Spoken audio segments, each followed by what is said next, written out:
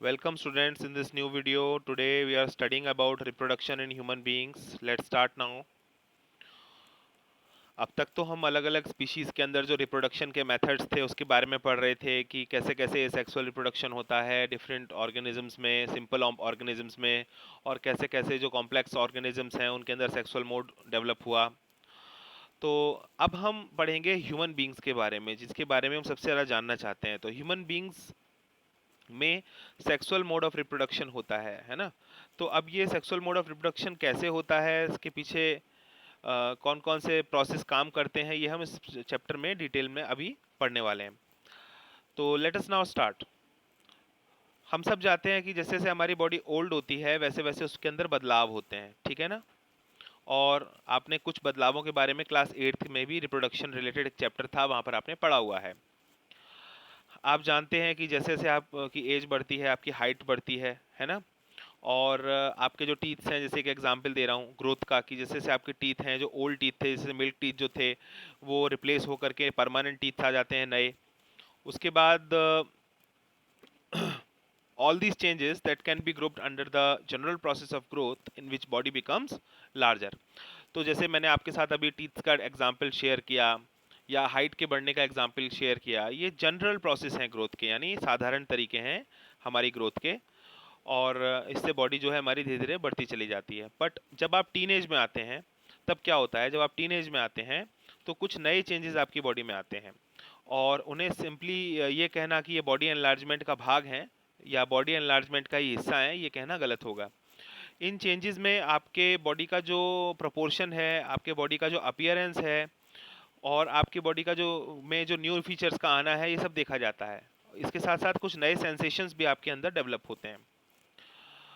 Boys में और girls में कुछ चेंजेस तो एक जैसे होते हैं, बट बाकी चेंजेस जो हैं अलग अलग तरह के होते हैं। पहले हम कुछ ऐसे चेंजेस की बात कर लेते हैं जो एक से होते हैं। जैसे हम देखते हैं थिक हेयर आने लगती है हमारे बॉडी में कुछ जगहों पर, जैसे कि आर्म पिट्स में, जैसे कि जेनाइटल एरिया पर, है ना।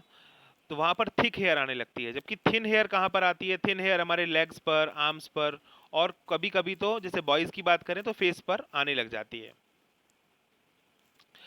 The skin becomes oily. तो हम देखते हैं कि स्किन का जो ऑयल सिक्रीशन है वो बढ़ जाता है, और अगर ऑयल सिक्रीशन बढ़ जाता है तो पिंपल्स का आना भी देखा जाता है ऐसे समय पर। और हम अपनी बॉडी के बारे में ज़्यादा कॉन्शियस और अवेयर होने लगते हैं, और दूसरे की बॉडी को देख करके भी हम अपनी बॉडी को कंपेयर करने लगते हैं उसके साथ, ठीक है ना। On the other hand, there are changes taking place that are different in boys and girls। तो बॉयज़ में और गर्ल्स में अब ऐसे चेंजेस के बारे में बातें करेंगे हम जो अलग अलग होते हैं दोनों में। जैसे गर्ल्स में ब्रेस्ट साइज जो है वो बढ़ने लगता है, और जैसे निपल्स हैं उनके पास की जो स्किन होती है it becomes dark. Also girls में आप देखते हैं तो एक नया प्रोसेस स्टार्ट होता है जो होता है मेंस्ट्रुएशन। इसको हम माहवारी बोलते हैं हिंदी में। तो मेंस्ट्रुएशन जो होता है उसको पीरियड्स के तौर पर भी बोला जाता है, तो वो स्टार्ट हो जाते हैं। बॉयज़ में क्या होता है कि उनकी जो चेहरा है उस पर आप देखते हैं कि उस पर थिक हेयर आना स्टार्ट हो जाती है, और उनकी जो वॉइस है बॉयज़ की वो क्रैक होने लगती है। कहने का मतलब भारी होना स्टार्ट हो जाती है। स्टार्टिंग में वो क्रैक होती है वॉइस, यानी आवाज़ का जो एक तरीके से फटी हुई आवाज़ आती है, क्रैकिंग का मतलब, और धीरे धीरे वो आवाज़ जो है भारी हो जाती है। तो इस तरह से हम कह सकते हैं इसको। और जो प्राइमरी सेक्स ऑर्गन है इसके लिए, जैसे कि हमारा टेस्टिस है, ठीक है ना। टेस्टिस में स्पर्मेटोजेनेसिस स्टार्ट हो जाता है, इन स्पर्म का फॉर्मेशन स्टार्ट हो जाता है। और जो पेनिस होता है it becomes enlarged and erect sometimes. तो यानी कभी कभी आप देखेंगे कि जो पेनिस होता है उसके अंदर ब्लड का फ्लो बढ़ जाएगा, और जब ब्लड का फ्लो बढ़ जाएगा तो वह लार्ज हो जाएगा और इरेक्ट नजर आएगा।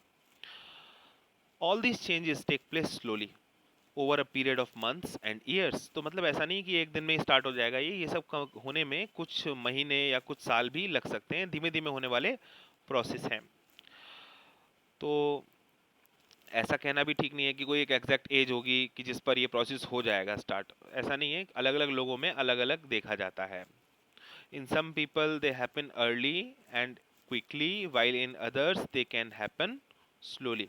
all Also, each change does not become complete quickly either। तो ऐसा नहीं होता कि कोई भी चेंज है वो बहुत जल्दी पूरा हो जाए, ऐसा नहीं है, धीमे धीमे होता है। For example, thick hair on the face of boys appear as a few scattered hairs first.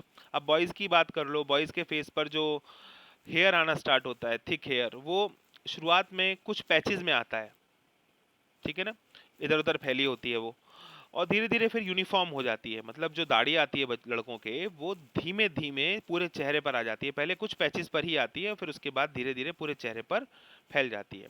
Even so all these changes show differences in different peoples. Just as we have differently shaped noses or fingers, so also we have different patterns of hair growth or size and shape of breast or penis. All these changes are aspects of sexual maturation of the body.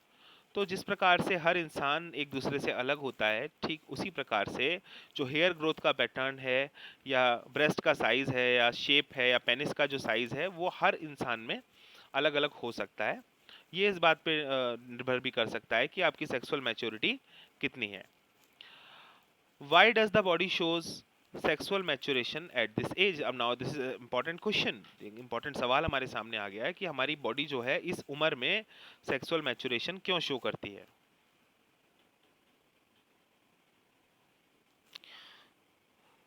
We have talked about the need for specialized cell types in multicellular bodies to carry out specialized functions, है ना।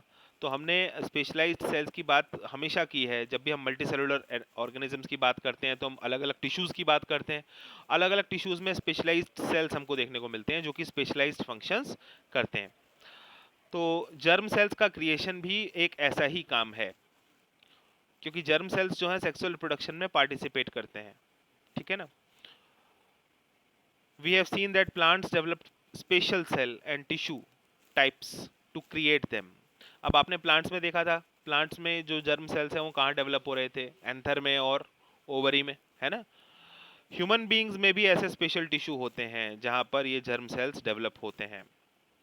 However, while the body of individual organism is growing to its adult size, the resources of the body are mainly directed at achieving this growth. तो होता यह है कि जब जो मनुष्य है, जब ह्यूमन बीइंग है, जब वो अपनी प्राइमरी ग्रोथ कर रहा होता है, कहने का मतलब ये है जब उसकी हाइट बढ़ रही होती है बचपन के लेवल पर, है ना, जब वो छोटा होता है, तो उसकी बॉडी का जो पूरा ध्यान है वो केवल उसकी जो इनिशियल ग्रोथ कराने के ऊपर होता है, ठीक है ना। While that is happening, the maturation of reproductive tissue is not likely to be a major priority. और उस समय जो महत्वपूर्ण काम है वो केवल बॉडी की ग्रोथ कराना होता है। उस समय रिप्रोडक्टिव टिश्यू का डेवलपमेंट एक मेजर प्रायोरिटी नहीं होता है, ठीक है ना। 10 at the rate as the rate of general body growth begins to slow down. अब जो अपनी जनरल बॉडी ग्रोथ है जैसे जैसे कम होना स्टार्ट होती है, जैसे कि हमारी एज हो जाती है 11-12 साल के आसपास। अगर हम बॉयज़ की बात कर रहे हैं तो 12 साल के आसपास उसकी एज हो चुकी है, ठीक है। अगर बॉय की बात कर रहे हैं तो 12 साल की एज तक तो उसकी जनरल बॉडी ग्रोथ तेज़ी से होती है, ठीक है। उसके बाद फिर धीरे धीरे उसकी बॉडी ग्रोथ थोड़ा सा स्टॉप होती है और फिर दूसरे फंक्शन आना स्टार्ट होते हैं उसकी बॉडी में। तो as the rate of general body growth begins to slow down, reproductive tissues begin to mature. अब इसका मतलब ये है कि उसके बाद बॉडी रिप्रोडक्टिव टिश्यू के डेवलपमेंट पर ध्यान लगाती है। तो शुरुआत में बॉडी के जनरल ग्रोथ पर ध्यान आता है और फिर जब वो ग्रोथ स्लो हो जाती है तो रिप्रोडक्टिव टिश्यू की ग्रोथ पर ध्यान बॉडी का चला जाता है। So this period during adolescence is called as puberty. तो प्यूबर्टी वो पीरियड होगा जब आपकी रिप्रोडक्टिव टिश्यूज जो है वो मैच्योरेशन शुरू करती हैं, ठीक है ना। तो इस तरह से आपको ध्यान रखना है।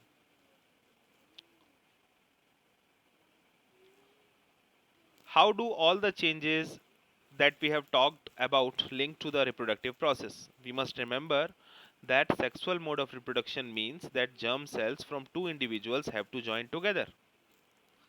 तो कैसे ये अलग अलग इंडिविजुअल्स में होने वाले रिप्रोडक्टिव प्रोसेसेस आपस में जुड़े हुए हैं, कैसे हम इनको एक तरीके से देखें, जैसे मेल्स में जो हो रहा है और फीमेल्स में जो प्रोसेस हो रहा है, कैसे हम समझें इसको। तो अब ये जर्म सेल्स जो बने हैं इनका काम क्या है? दे हैव टू फ्यूज, इनको आपस में फ्यूजन करना होगा। तो अब इसके लिए अगर आप देखें अलग अलग ऑर्गेनिजम्स में, जैसे कुछ में एक्सटर्नल फर्टिलाइजेशन होता है और कुछ में इंटरनल फर्टिलाइजेशन होता है। तो एक्सटर्नल फर्टिलाइजेशन में क्या होता है, एक्सटर्नल फर्टिलाइजेशन में जो जर्म सेल्स होते हैं they are fused outside the body, and internal fertilization में germ cells are fused inside the body.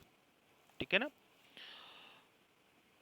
So plants में देख लेते हैं क्या होता है कि प्लांट्स में जैसे ये फ्लावरिंग प्लांट्स का एग्जांपल दे रखा है, this can happen by external release of germ cells from the bodies of individuals as it happens in the flowering plants.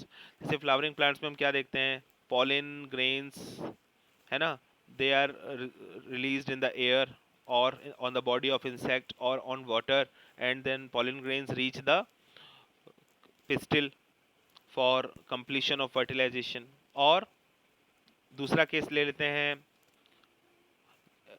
or it can happen by two individuals joining their body together for internal transfer of germ cells for fusion as happens in many animals।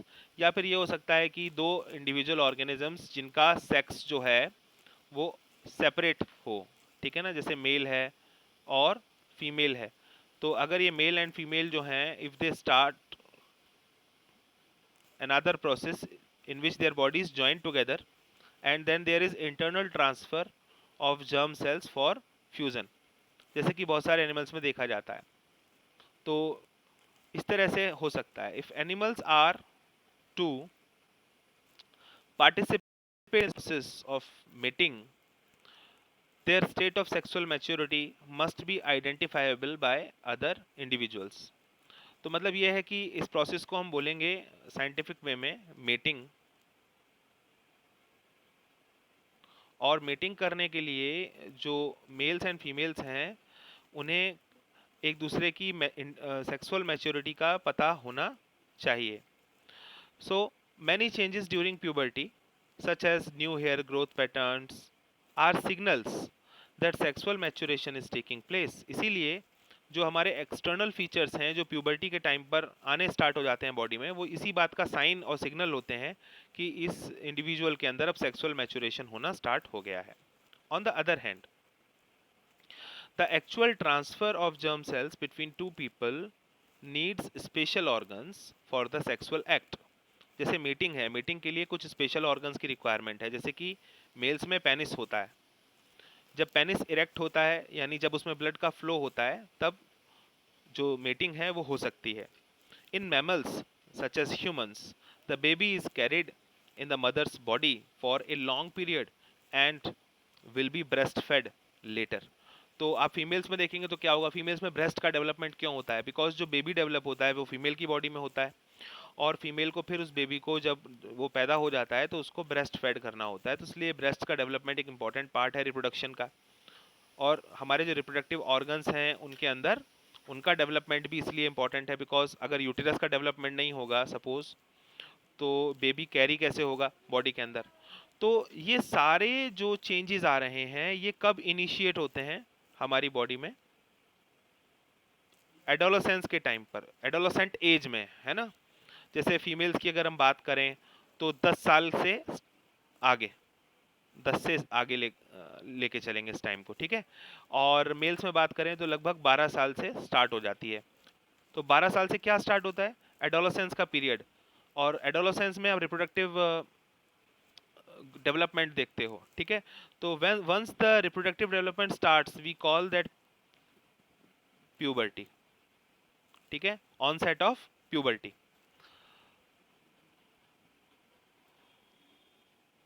Puberty की इस definition को note कर सकते हैं। It is the period when primary sex organs become mature and start secreting hormones for development of secondary sex organs, है ना। तो that is the puberty। और puberty का onset यानी puberty कब start होगी, इसका एक टाइम पीरियड आपको लिखना पड़ेगा। तो आप लिख सकते हैं puberty स्टार्ट होती है 10 से 14 साल का टाइम फ्रेम ले लें गर्ल्स के लिए, ठीक है। और बॉयज़ के लिए आप ले सकते हैं 12 से 15 साल का टाइम। याद रहे ये जनरल है, केवल अलग अलग लोगों में अलग अलग हो सकता है, किसी में और जल्दी भी हो सकता है, किसी में थोड़ा लेट भी हो सकता है, बट ये जनरल है, ठीक है। और एडोलेसेंस क्या है,